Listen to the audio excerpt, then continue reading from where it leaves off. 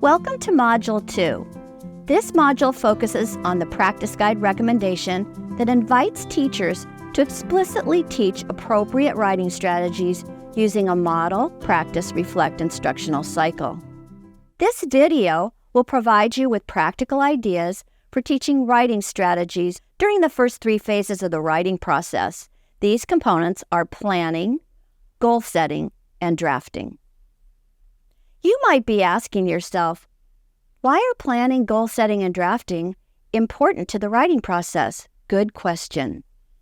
Students often think that writing is a one-and-done experience from beginning to end.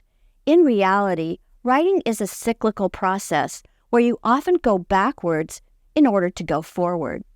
Key components in this process are planning, goal setting, and drafting. Planning involves gathering and generating information and deciding how to present it. Goal setting includes identifying and setting objectives for writing effectively for a specific purpose and audience. And drafting is organizing these ideas and composing sentences and paragraphs to convey meaning. The model, practice, reflect instructional cycle can be used throughout the writing process to introduce new strategies. For example, students can be introduced to the do-what chart when planning their writing. When students are given a writing prompt, they may need support in understanding what the task is asking of them before they start writing. In a do-what chart, students read the prompt carefully and circle the words that ask them to do something, then underline what they are asked to do or the task words. For example, students can select a current event to write a news article. Then, students can create a T-chart and list the do words in the left-hand column and the what words in the right-hand column. So write, the do word, would go in the left-hand column, and a news article, the task words, would go in the right-hand column. This will give students a roadmap for composing and ensure that they respond more fully to the prompt. I teach students specific writing strategies, but then they don't seem to use them while composing. The teacher should begin by modeling the use of the chart and then provide students an opportunity to practice the strategy. After writing a draft, students can then reflect on the value of using the do-what chart in writing or with a partner.